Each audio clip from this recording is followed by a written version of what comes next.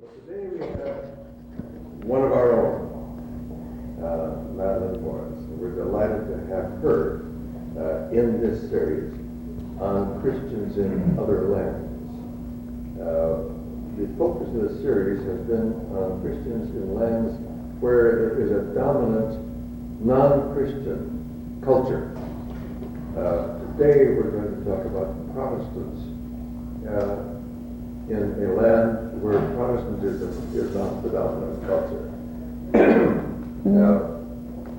Madeleine, French-born, demonstrated an early aptitude for scholarship by picking up MAs by the time she was 20. Came to this country to do doctoral studies at Columbia University. Her American husband died early, and her two sons then returned to the family in France while Madeleine finished her PhD. And after that, she was appointed to the history faculty at Brown, Walker's on Twitter, and taught at Brown, and then at the City University of New York, first at Queens College, and then at the Graduate Center, where she continued her research and also supervised other people's PhDs. And she's retired recently from that post. Her interest for years and years has been in the Enlightenment in France and in Germany, and in the influence of the Enlightenment on the French Protestant community. She has pursued these studies through the years with her family. Two sons, one of whom is a remarkable video producer who has been the extraordinary person that has taken all of our videos here. Ron Fields.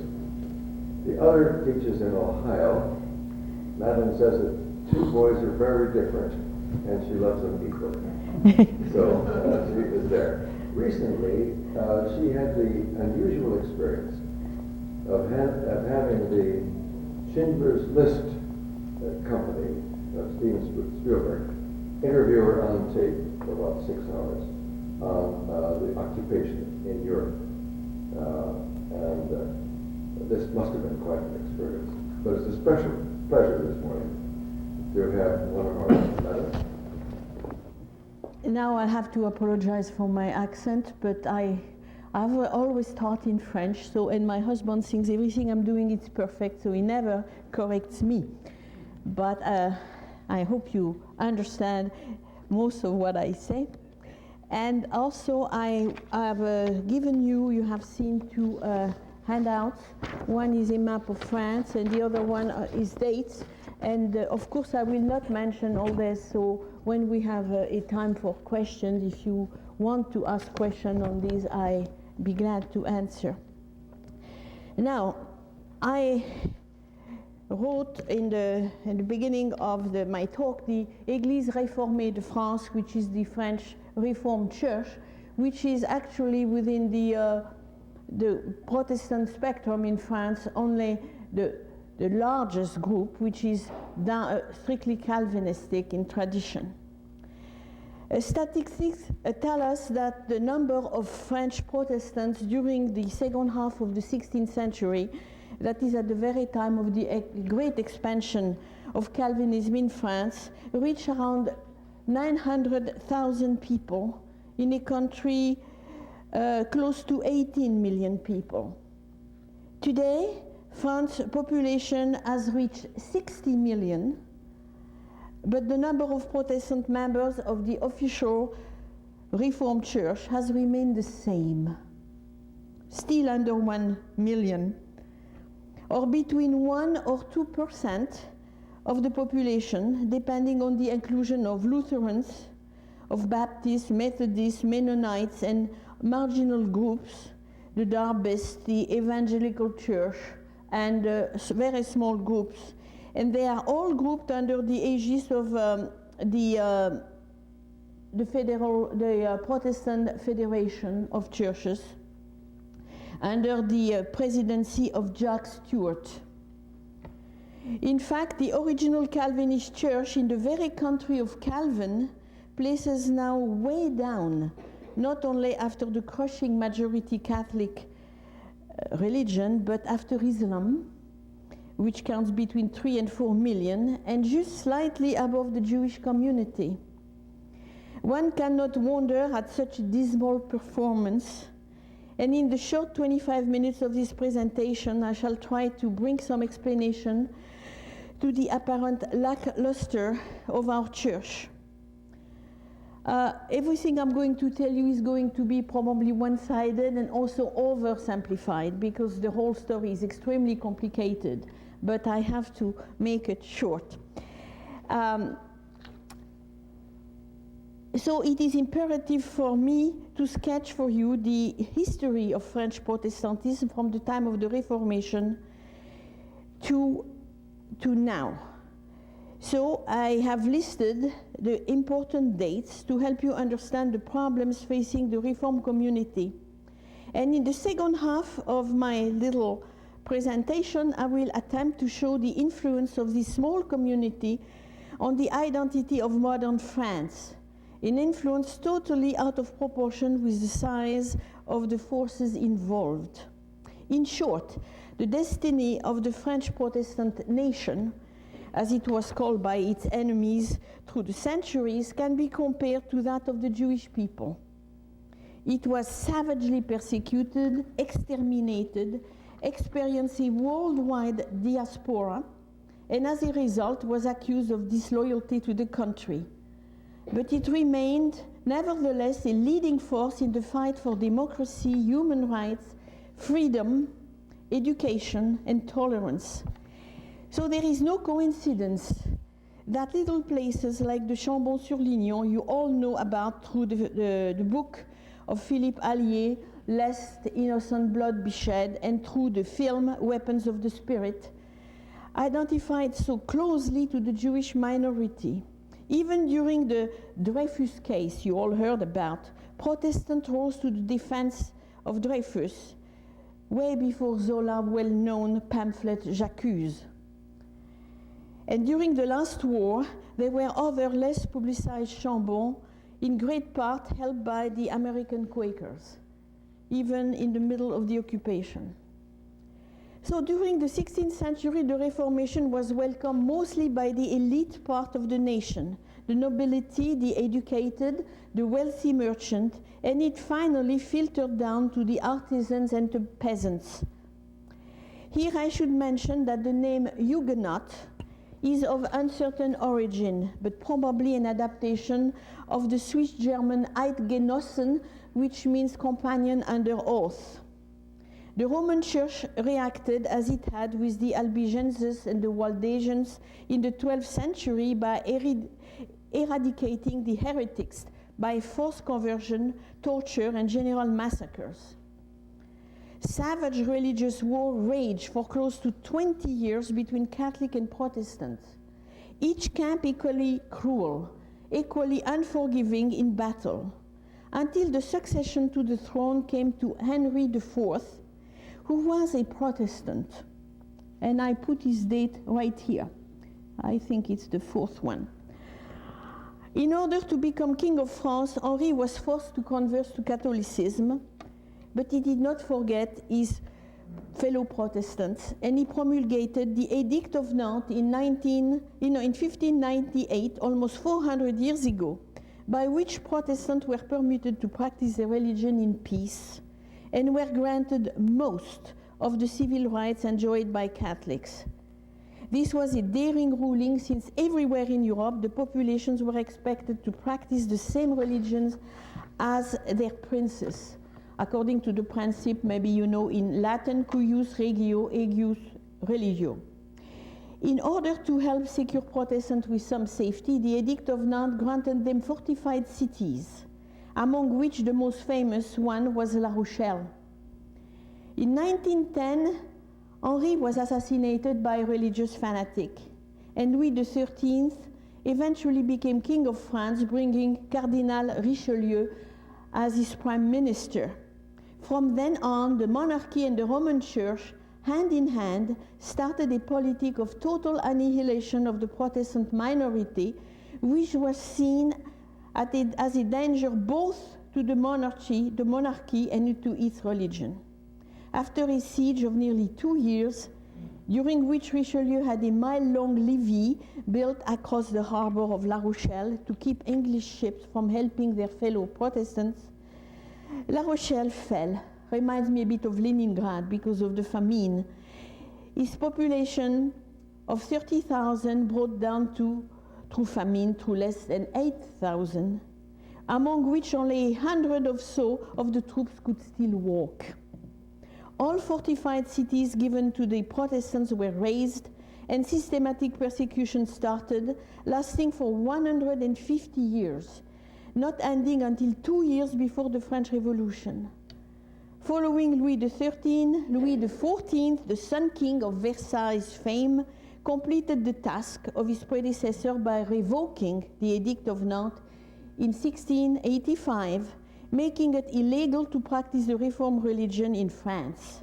Amazingly, all the great writers, artists, and poets in France of that golden age of France, Racine, La Fontaine, Madame de Sévigné, they all applauded to the king's decision. So what did it mean for the Protestant community?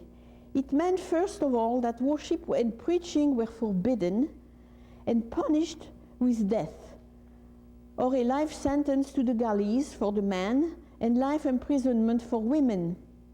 It meant that Protestants were excluded from the army, government jobs, law, medicine, teaching, and several trades such as jewelry and dealing in gold. It meant that Protestant couples had to be baptized in the Catholic faith in order to marry, because the Roman Church could not, the Catholic Church alone could legitimize marriage. If the couple was married in secret by a pastor, the children were considered illegitimate. Often they were taken away from their parents to be raised in convent or monasteries, and the parents were billed with heavy tuition costs if they wanted their children to survive grueling conditions. Moreover, the children, being considered as illegitimate, were not allowed to inherit property. And at the time of the death of the parents, all their possessions were confiscated by the state or by the church. The consequences were, of course, massive conversions through pressure at every level. Also, immigration to neighboring countries, as we'll see in the map, wherever possible, leaving all possessions behind and at the risk of death, torture, and lifelong imprisonment. One woman remained, I think, 38 years in a tower that you can still visit now. The rest chose to resist, mainly peasants, weavers, and landowners who over the years kept their families together and read the Bible with their children, so that the Protestant population was practically the only group able to read and write, outside of the clergy and the upper classes. They were mainly from the Alps and from central France. I have made a little map here, and you see there is some sort of a V that shows where the Protestants were grouped, and still are mainly now.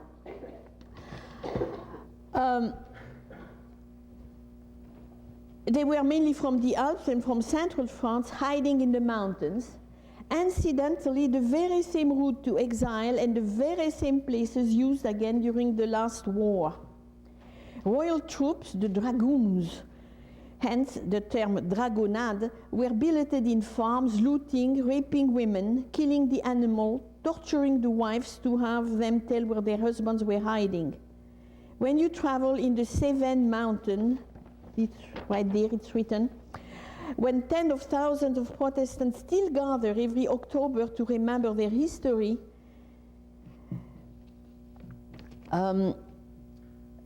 you can go to a museum that's called the Museum of the Desert, where you can see how the people hid in caves and how they preached, and you still have all the register, the baptism, the marriage that were already celebrated there in hiding.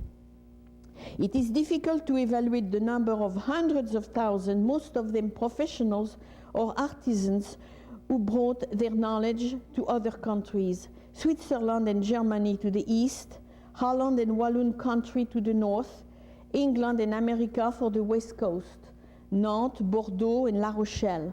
If you go to Charleston, you will see the Huguenot church there, where the service is done in French once a year, and you can see on the walls the name of Huguenots who were ancestors to Martha and George Washington, Paul Revere, John Jay, Peter Minuit, and a lot of other people that we are accustomed to know in American history. Now entering the 18th century and the Enlightenment, which was the field of my research, we see the enormous role of exiled Huguenots, bringing to France, to translation from English and through printing presses in Holland, in Germany, mainly in Geneva and Lausanne, a flood of works on philosophy and religion, as well as scientific and political treatises forbidden by the Roman Index on books, and thus unknown even to the educated public. These writings slowly changed the monolithic, centralized, and limited way of thinking of the nation. Francis Bacon, Newton, Hobbes, Locke were praised by Voltaire and by Montesquieu, and they became available in excerpts published through the Encyclopédie, which was where I worked for many years, and what I'll tell you, you will not find it anywhere, because that was my finding, which of course I published. This encyclopedia was a massive project, a publishing project. In fact, it was the largest ever up to that time, which presented to the public in 17 volumes in folio, plus plates and plus addition, all that was known at the time in the arts, science, and trades. Naturally, it was stopped and censored many times by the church, and it was finally brought out in 1765, thanks to its editor, Diderot, but most of all, thanks to Jaucourt, and I wrote his name in there, a Huguenot of high nobility whose family had converted, naturally, and at least outwardly, and had sent him to study in Geneva, Cambridge, and Leiden in the Netherlands, where he studied theology and medicine. His contribution to the encyclopedia was in many fields, totaling some 18,000 entries against the 5,000 by Diderot, whose name, nevertheless, is the one quoted in relation to the encyclopedia. And Jaucourt wrote on medicine, politics, education, morals, but mainly on geography. And that nobody knew it until I read all this. I read those 18,000 entries. And it shows geography very cleverly. He used the description of cities to celebrate heroes who were born there, and it shows hundreds of times Protestant heroes victimized by intolerance, and at the same time he shamed the opposition. He presented many times poor countries struggling in misery under the Roman Church, in opposition to Protestant nations, thriving in democratic freedom, open to ideas, free inquiry, international trades, and challenges, linking thus politics and religion. His entries were often censored, but through the sheer amount of them, they played a large role in transforming the way of thinking of the learned class. Thanks to Voltaire, and he too had to choose to flee to Geneva, and other philosophers, Latin culture slowly gave way to that of the North, and Roman hegemony started to wane. Lafayette himself transmitted to Louis XVI a request by George Washington to spare the Protestants of France. So after 2 centuries of vicious persecution, the law on toleration was finally passed just 2 years before the French Revolution.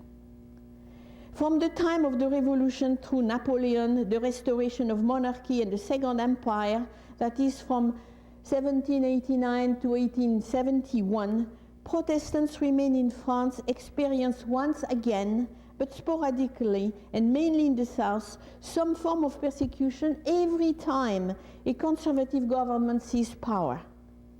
However, they concentrated their effort on education and the creation of schools.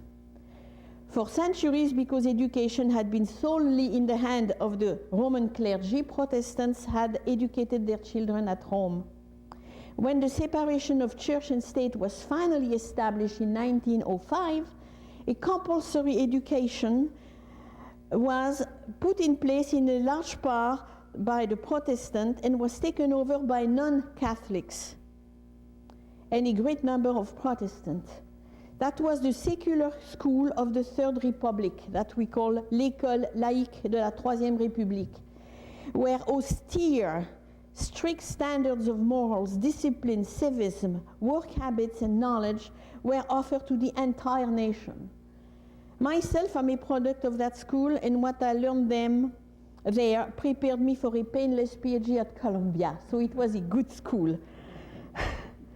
To this day, study at the Sorbonne costs only the nominal fee of inscription. By law, no religion was to be taught in public school, but an entire day, now it's every Wednesday, was to be devoted to religious instruction outside of the school. The strictly secular environment established by law was challenged recently by the Muslim community, who demanded that girls wearing headscarves be allowed to keep their distinctive clothing in the classroom, in spite of the fact that it was seen as an aggressive disruption of French law and as a demonstration of sexual discrimination. Through the schools and through the influence and theories of mainly Swiss Protestant thinkers, from Rousseau, Pestalozzi to recently Jean Piaget, Protestant thought has fashioned much of modern French life. Americans might be puzzled by determination to keep public school totally secular. The answer is surely to be found in the long Roman Catholic monopoly on education. Ecumenism has been timid, and to paraphrase Woody Allen, lately the Catholic line may well have lain with the Protestant lamb, but the lamb did not sleep a wink.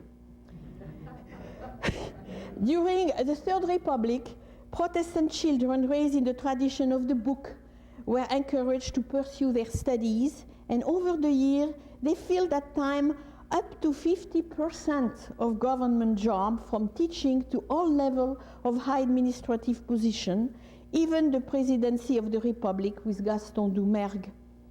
In the upheaval following the last war, Protestants owned big businesses such as banking, like Schlumberger, publishing houses, Bordeaux wine, Peugeot cars, shipbuildings, textiles, Hermès, perfume and scarves, Guerlain, merged with other groups or multinational societies.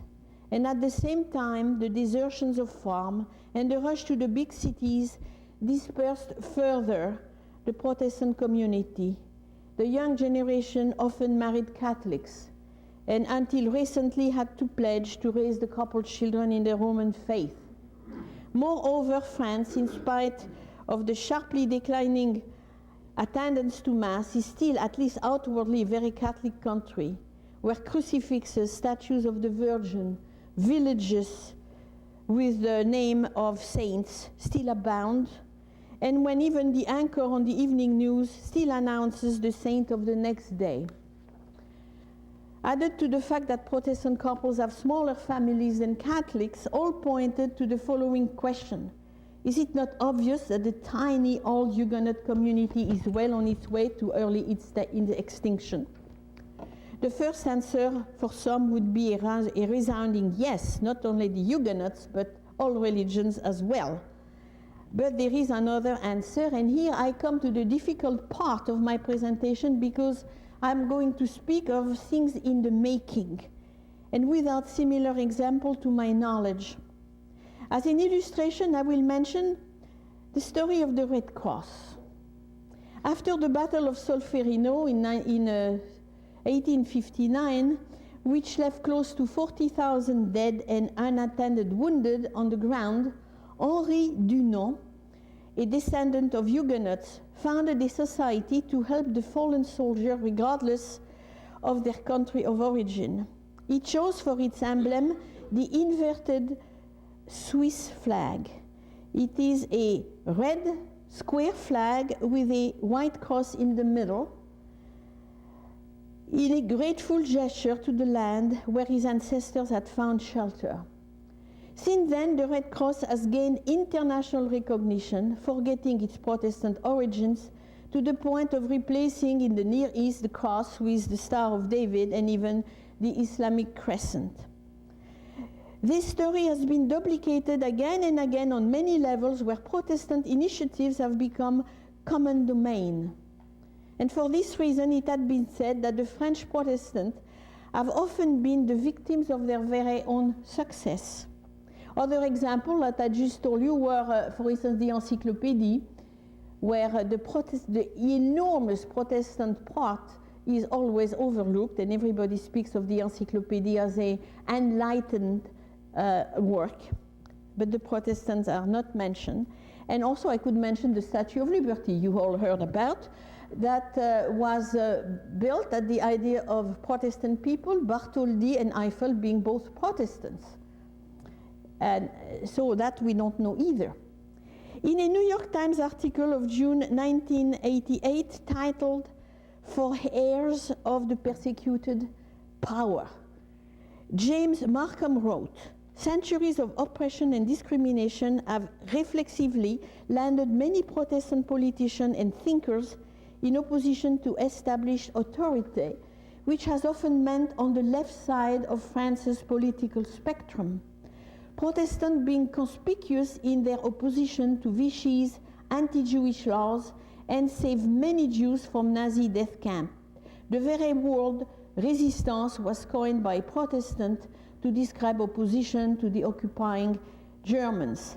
And last January, a French leading weekly magazine, Le Point, devoted one of the two cover stories to La Grande Revanche des Protestants, or Protestants' Great Vindication, in a series of articles. There were about 10 articles. The writers explained that despite of their small numbers, French Protestants enjoyed the respect and warm sympathy of millions. They are, according to this magazine, and I had quoted this before, victims of their very success. Through the centuries, and I quote, "They have brought to France concept of freedom, of social reform, of individual responsibility, of competition, of free inquiry, of education, of sexual equality, family planning, medical research, totally alien to its Roman tradition." As far as religion is concerned, French Protestants remain closer to congregationalism than to the episcopal type of organization. Churches remain relatively independent. Their declaration of faith vary. Their hymnals are different. In the Reformed Church, they are also far more austere than American counterparts. No candles, no robes, no clerical collars, no flowers, no ornaments of any sort, no flags. And in Calvin's very own church in Geneva, not even a cross, for fear of idolatry. In general, French Protestants are socially conscious, not inclined to consumerism, adverse to debt and credit, very old-fashioned. They are not seen in discos, they do not gamble, and they are politically left of center, as seen in the recent Mitterrand administration, where many important posts, including that of Prime Minister, were occupied by Protestants. You remember maybe the name of Michel Rocard, Lionel Jospin, Pierre Jacques, and many others that are not so well known here. And this is no longer true under Chirac, by the way. No Protestant anymore in this present government. What is a Protestant? And here I quote from the New York Times article who relates a French journalist's answer, and I quote, "It is rigor, a sense of one's word given, a refusal to compromise, the refusal to accept an argument one doesn't agree with. It gives people abominable characters. At the present time, Protestants are striving at bringing Muslims to share in a friendly dialogue, avoiding confrontation, and reaching above cultural differences to make them accept the democratic way of practicing their own religion. Some will find this approach not aggressive enough. And yet, let's see what is happening to Catholicism in France. Since the last war, Latin has been abandoned in favor of the French language. In true Calvinist tradition, Catholics address God now with the intimate tu instead of the deferential vous. The Bible, which 2 centuries ago, if found under the floorboards of a suspected Huguenot's house, would mean for him death by hanging, is now studied by Catholics and read by lay reader during Mass. The mighty fortress itself is sung in Catholic churches, leading the Catholic integrist conservative Monsignor Lefebvre to exclaim, "I don't want to die a Protestant." A Paris pastor reports in the same magazine that half of his Sunday congregation is made of Roman Catholics who partake of the bread and wine without fearing excommunication. Catholics constantly question the celibacy of the clergy and discuss the ordination of women. Something indeed is happening, and Calvin civilization, to quote that magazine, is slowly overtaking the land. The New York Times article concluded, "The ideological evolution in France over the past several years has effectively been the victory of Protestant ideology. The French governing class has become Protestant without knowing it." Of course, it is too early to tell in what manner the French Protestant Church of tomorrow will continue its work. Evangelism, American style, simply doesn't work well there at all. It might well translate out of those millions of sympathetic people who love Protestantism in France, they might well translate into future conversion. Protestants are mindful that their name Protestant means beyond protesting. It means also testare pro, which means witness for. And in their quite unassuming way, they have been quite successful. Our great historian of laws, Montesquieu, whose wife incidentally was a Huguenot, quipped in 1749, and I quote, "In the 21st century, which is next century, the French Catholic Church will be Protestant or it will cease to exist."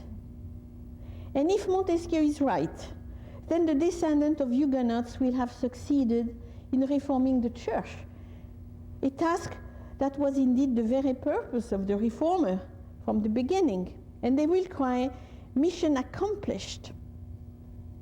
They might well start a brand new venture, perhaps bringing into the fold the vast number of secularized Catholics who have been abandoning their own church. And thus they will follow Calvin's admonition for a church, semper reformanda, a church that should be reformed constantly, and they will create a truly ecumenical new form of worship.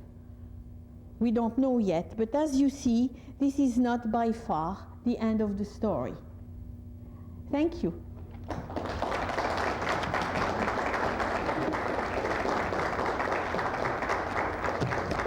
Thank you very much. This has been a splendidly disciplined statement that puts all sorts of ideas in our minds.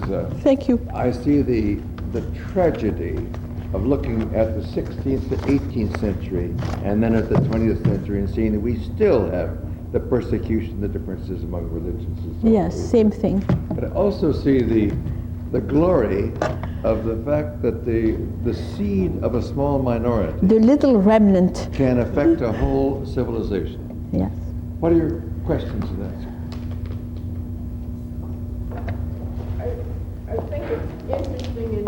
City that we have a French-speaking Presbyterian congregation which at one time always called their clergy from France, but now is mostly African in its congregation, coming from the African countries that were colonialized.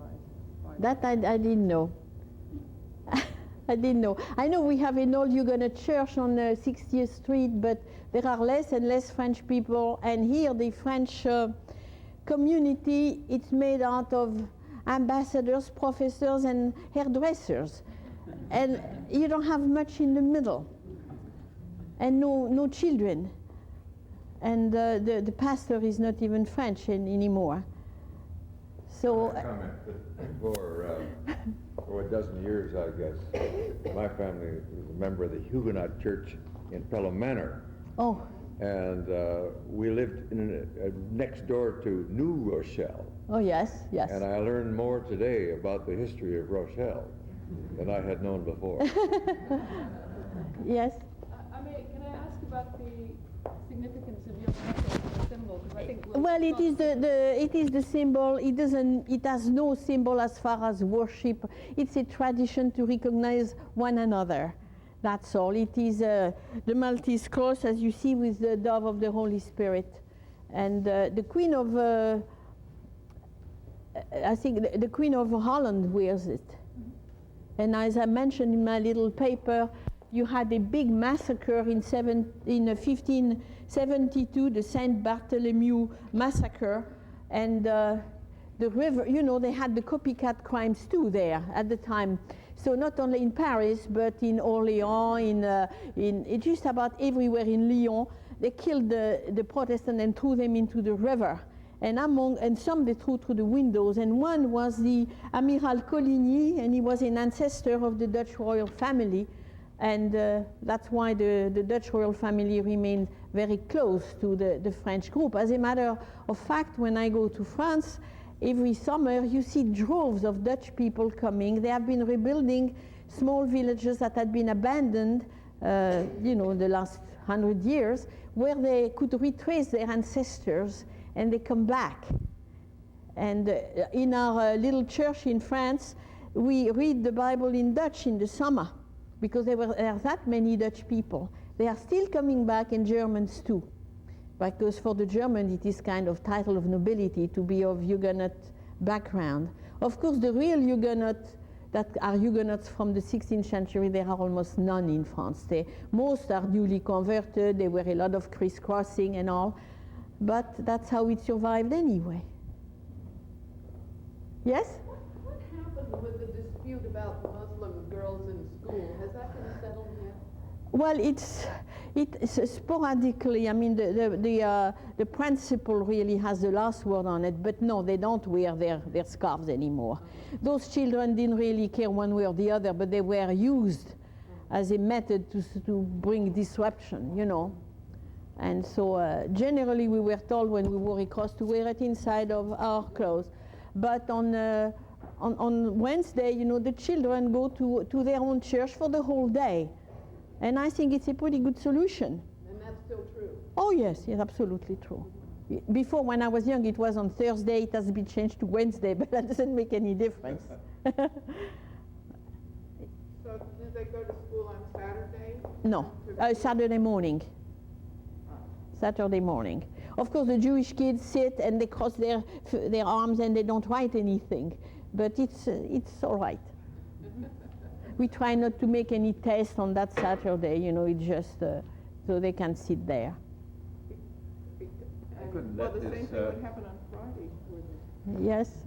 I would say I couldn't let occasion go without at least paying a little tribute to what I owe myself to the French Protestant Church.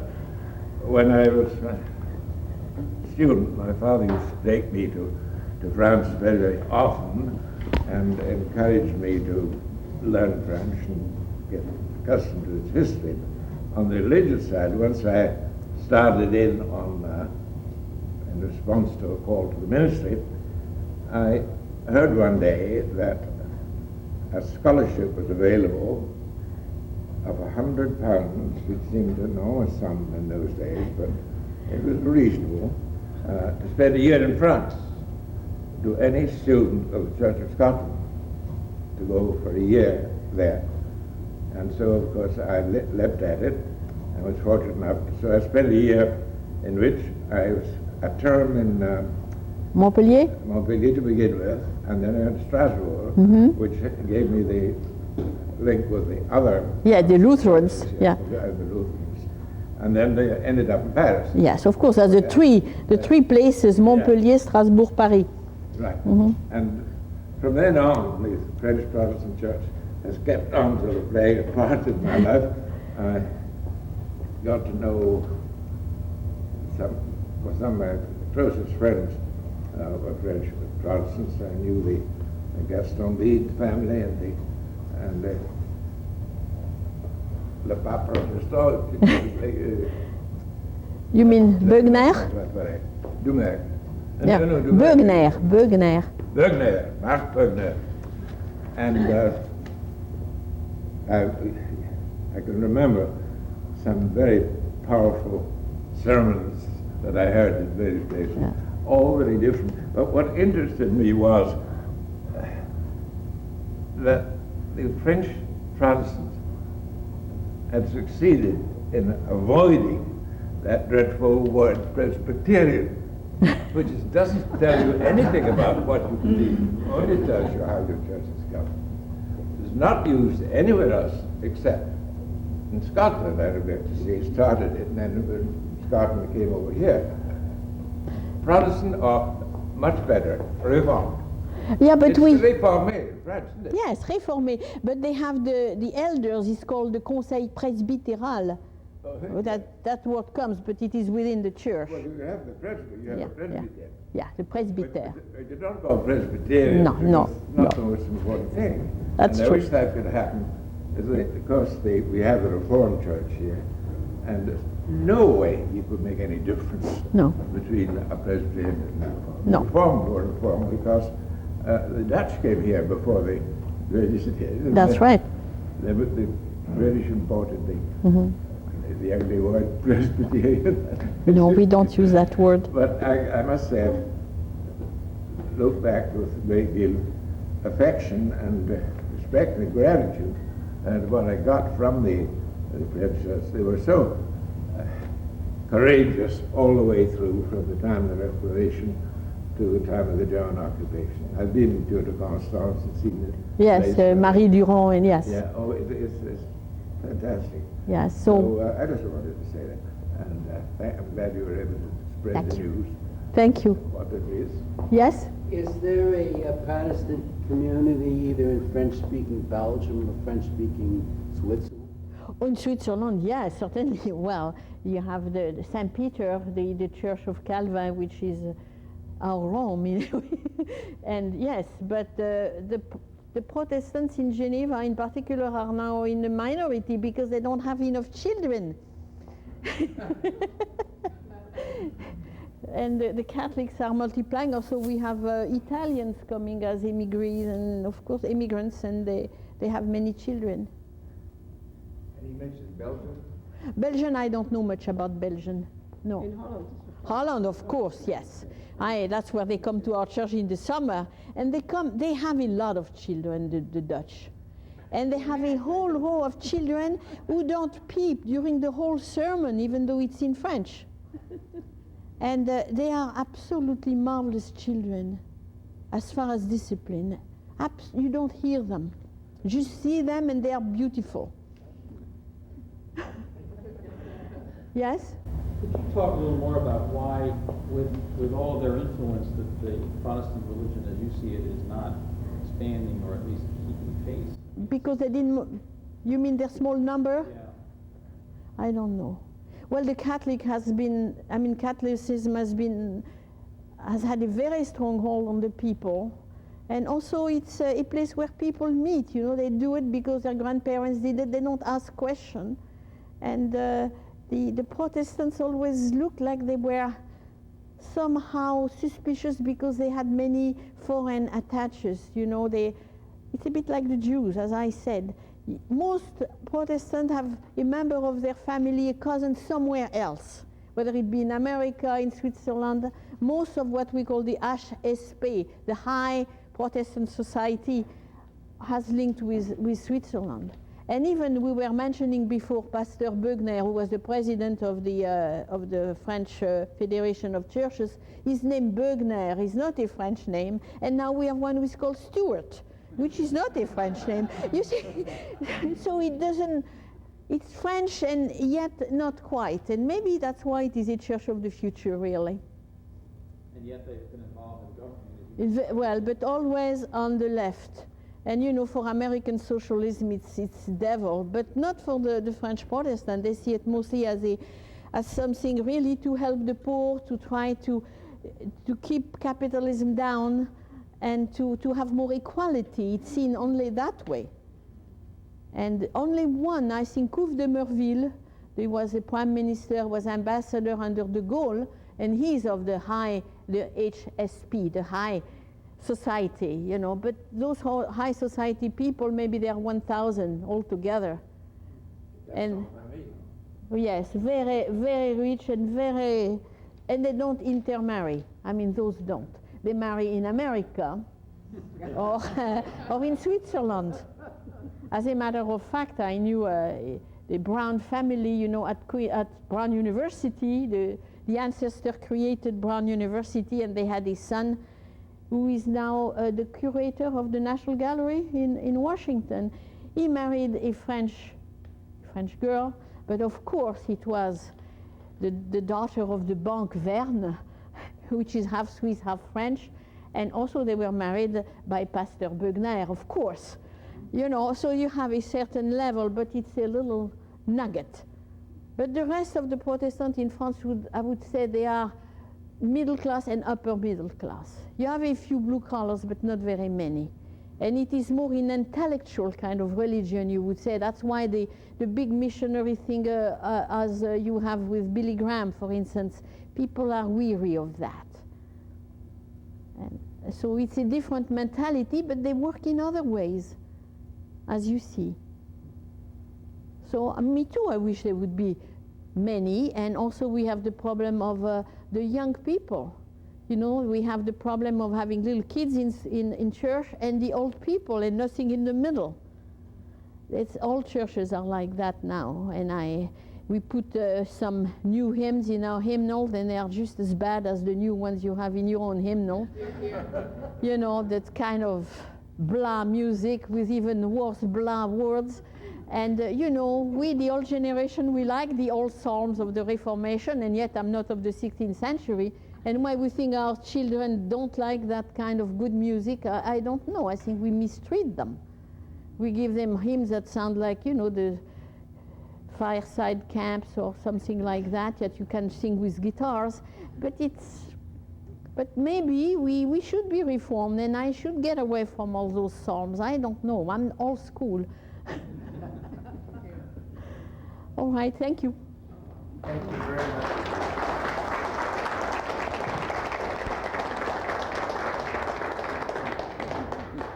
You know, over 2,000 years, the older generation has been fighting for the young generation, so there's nothing new in this. But what you just said leads me to the thought that the French Protestants now have a significant diaspora, as the Israelis do and as the Chinese do and as others do. But the effect of French Protestantism is not just in France. You have given us a very scholarly statement. We appreciate it very much.